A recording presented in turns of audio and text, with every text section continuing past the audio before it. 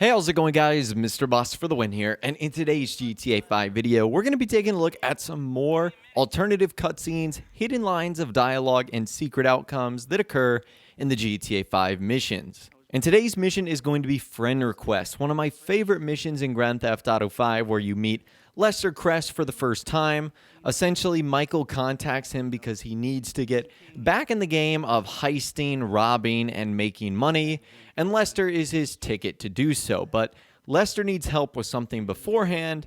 He actually needs you to invade the Life Invader office and plant an explosive device in a phone that will get close to Jay Norris's head, who is the CEO of Life Invader, so that it will explode. So we're going to be running a handful of tests and experiments, and the first experiment we're going to be running today brings me back to my Red Dead Redemption 2 roots, where there's some missions in that game where we would do some tests, like what would happen if Arthur or John didn't have any money during the mission. You know, how would the game react? And in some cases, the game would like magically provide them with cash. In other ways, characters would intervene so that they could complete the objectives. So I wanted to try that in this mission because I knew that one of the things I had to do as Michael was, before going to the Life Invader offices, I had to stop by the clothing store and actually buy some clothing. So what I did is I made sure I had no money before starting this mission, and as soon as I got towards the entrance of the clothing store, Lester sent me a text message that says, "Seeing as you're having some liquidity problems, I wired some money into your account. Should be enough for the get up." That's amazing. So if you don't have money, Lester will actually intervene and make sure that you have enough cash.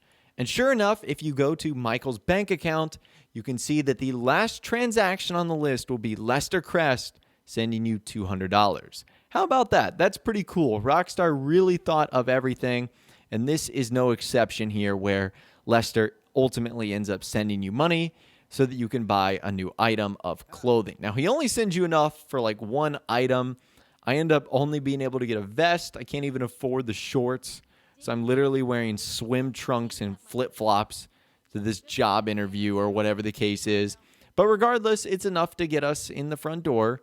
And once we end up getting in the front door, you essentially have to follow the programmer. You have to remove some viruses from his desktop computer. And from there, you're supposed to plant the explosive device. Now, I actually was able to get inside of this conference room where Jay Norris and some of his other employees are. So there he is. There's Jay Norris. Little does he know that in a couple of hours, he is going to have his head accidentally blown off by a explosive device planted in a cell phone. So again, from there, you were supposed to plant the device in the cell phone, and then you were supposed to make your way outside of the building and back to Michael's house so that you can watch the keynote. Now, Lester gives you specific instructions that once Jay Norris ends up pulling out the prototype in the cell phone for the demonstration, that's when you're supposed to call him. But I wanted to figure out what would happen if you didn't call him at all. What would Jay Norris actually do? And so this is what occurs if Michael actually fails to call him and doesn't activate the explosive device. Ladies and gentlemen, please welcome Mr. Jay Norris to the stage.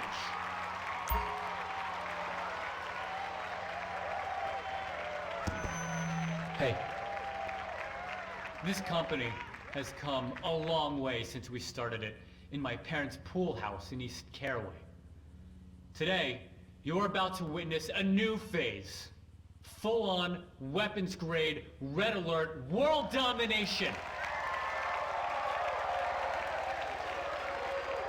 We have put 1 billion people's private data in the public domain, and we have milked every penny we could in the process.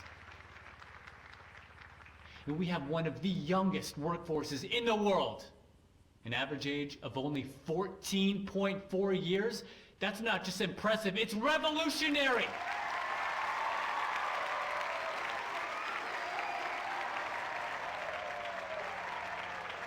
Today, right here, we're about to make the next step. Prepare to witness the future.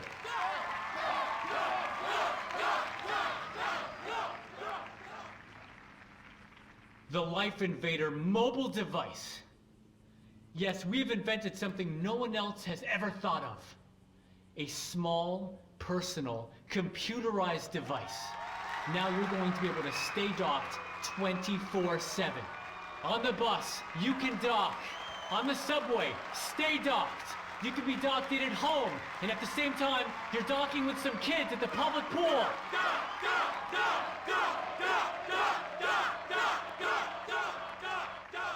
We went to the guys at Fruit Computers, and we told them we wanted to make our hardware as compatible as possible. But you know what? They're not interested in sharing their technology. So we went and made it compatible anyway. Now you can dock your Life Invader to an iFruit phone or any other device. And it'll take all the data off it and reformat it into Life Invader friendly information.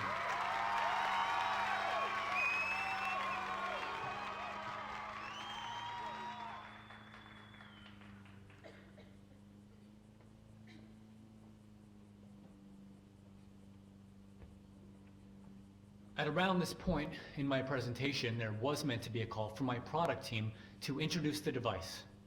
But we're experiencing some technical difficulties. I hate to keep you waiting any longer, but trust me, it's worth it. And don't worry, I will fire several people for this.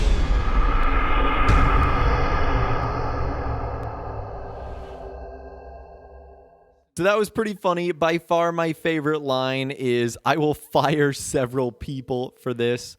And he says they're experiencing some technical difficulties. That's pretty cool. So it's sort of an alternative part of the keynote that you might not have seen before. That is pretty awesome. Now, there's a good bit of aftermath to this mission as well. Once you actually complete it and detonate the phone, that will basically complete the entire mission. And what happens after that is there will be a newspaper article written about the event that takes place. So this comes from Weasel News. It says, Life invaded. Jay Norris killed giving Keynote live on TV. Viewers were horrified yesterday to witness the worst act of corporate espionage in American history. Jay Norris, the controversial, outspoken champion of openness and data mining, had his data mined all over the stage when his head was blown off while giving a keynote speech at a shareholder meeting at the Vinewood Bowl, Los Santos. Mr. Norris, CEO and founder of the social network site Life Invader, had made many enemies in his rise to the top, but nobody thought he was a likely assassination target. He had recently been championing the rights of companies to share and use data as they saw fit more freely. He had also helped block proposed legislation to regulate the use of outsourced labor, arguing that it is un-American of us to tell foreigners how many hours a mature 12-year-old should work or what their minimum wage should be. In some countries, you can live very well on 35 cents a day. He was demonstrating the company's much-hyped Life Invader docking smartphone when his head was blown off, killing him instantly. There's also a few bleats about this as well. Wibble Hyman says, Rip Jay Norris, this is a tragic day for social media. I am having a minute of silence on my Life Invader page and posting on Bleeder instead. And another user, Bacon and Exactly, said, please tell me Bleeder isn't responsible for Jay Norris's death. I can't take it. Don't make me choose. And then there's a couple of posts made on Michael's Life Invader page from apparently his friend Hayden DeBose, who says, I was driving through Vinewood earlier and saw a guy dressed like a moronic teenager who looked the spit of you. I must be going crazy. And Lester said, okay, I'd say you atoned for that decade of poor friendship. How ironic we're both on Life Invader too soon. Wow, you really made yourself hard to find with the whole family on here. So interesting points that are made on social media. Now, remember that lady who helped us get dressed at the suburban store? Well, if you actually return after that mission, she will have some unique lines of dialogue. How did the interview go? What? Oh, yeah. That didn't work out so good. I don't think my air guitar was good enough. It must be awful having to beg for an entry-level job at your age. I'd say you could get a job here, but they literally don't employ anyone over 25 and nobody overweight. It makes me so sad and depressed for my own future. Do you have kids? Yeah, I got a son and a daughter. Not that much younger than you. It's them it's the hardest on. Our generation was promised so much. Right. So what's funny is she actually asked how the interview goes, and she talks about, getting a job and her parents and, the various generations. It's just a cool little detail that Rockstar ended up throwing in there. And last but not least, the final thing you can do after this mission is have a secret conversation with Jimmy on the phone where Michael and him will have this to say. D-Unit, sup? Just checking in. Hey, I know I've been kind of busy lately, but I wanted to see if you were okay. I'm terrible. The common routine of having a cranky alcoholic slumped in front of the TV or passed out on a sun lounger is completely evaporated. I don't even know what to do with myself. Ha, very funny. I'm not saying you are, but if you are robbing and probably killing again, can you please not get shot or arrested in the house? It'd be really embarrassing. Well, maybe if you were working, I wouldn't have to. But anyways, that right there is all the alternative outcomes, hidden lines of dialogue, and secret cutscenes that you might not have known about in the mission friend request in GTA 5. As always, I'd love to hear from you guys in the comments down below. Which mission do you think we should check out next that you think has some cool alternative secret stuff? Let me know your thoughts, opinions, and more in the comments down below. If you guys did go on to enjoy this video, though, a like rating would, of course, be awesome.